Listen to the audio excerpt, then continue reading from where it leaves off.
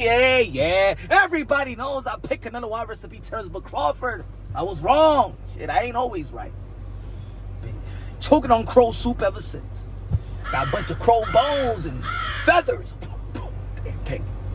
But anyway, I also said, if y'all follow the channel, that when Canelo Álvarez signed that deal with Turki Alalshikh, I did say that Canelo Álvarez sold his soul.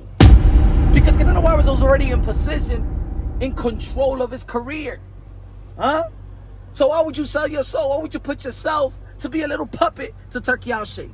And yes, he was a puppet, because we all know that Canelo Álvarez never wanted to fight a guy like William Skull. He'd rather get stripped and fight Edgar Berlanga, because he was in the control of his career.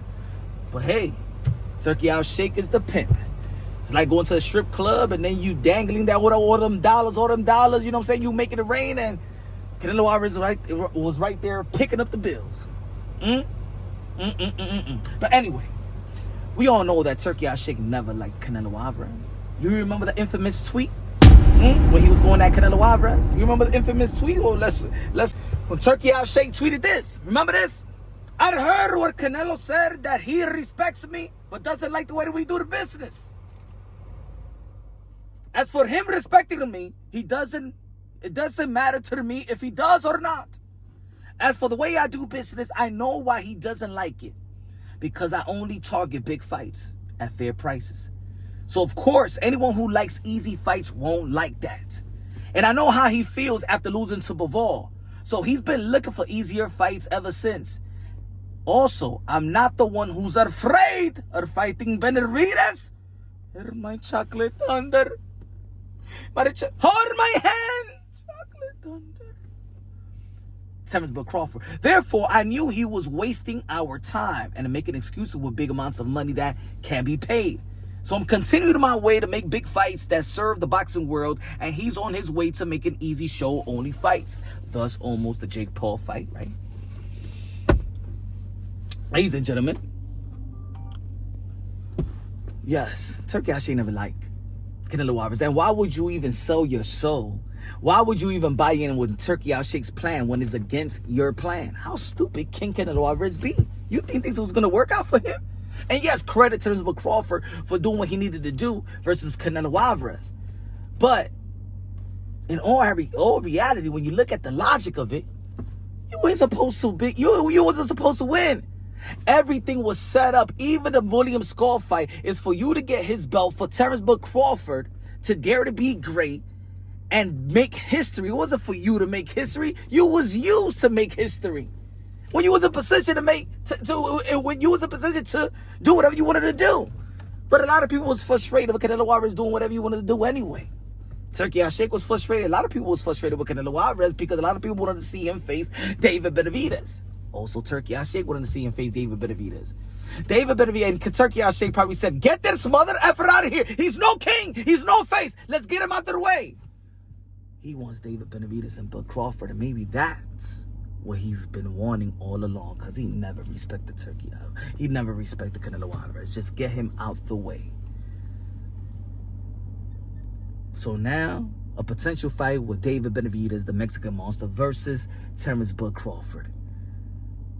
Does Terence Crawford bites on that fight? You already see what he tweeted, right? Recently. Is David Benavidez still willing to go to the make 168-pound division? I think that David Benavidez could do it and will do it for Bud Crawford that beat Canelo Álvarez. And to be honest, Turki Alalshikh don't have to do business with Canelo Álvarez anymore. He could do a business with David Benavidez versus Terence Crawford in Cinco de Mayo. Take Canelo Álvarez date just like he took Cinco de Mayo last year. See, this was a setup all along. Not a setup that oh my God, Terence Crawford is he's taking a dive or something. No. They had all this plan. They gave it enough time. They put a good team around Terence Crawford, physically, financially, marketing wise. If Canelo Álvarez was going to go to a decision, he was not going to win that fight anyway. Come on, let's go with the politics of the sport of boxing. And it happens both ways. When Canelo Álvarez was in power position, the scorecards would go to him, right? A lot of people feel like Triple G won. his scorecards will go to him.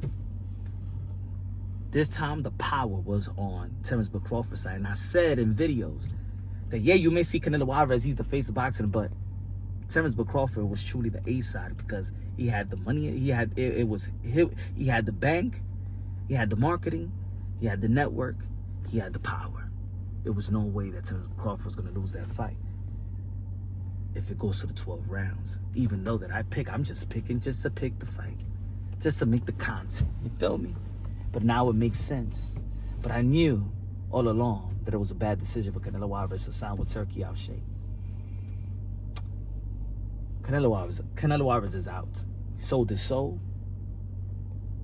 Left the Mexican people on Cinco de Mayo of last year behind for a William Skull fight. Left being in control. Which power guy just give up control? Which king just gives up his crown? All money ain't good money. Remember that video? Now it's David Benavidez versus Terence Crawford. And David Benavidez have longevity. And now we're entering, not the Crawford era yet. The David Benavidez era is really going to ramp up come 2026. Mark my words.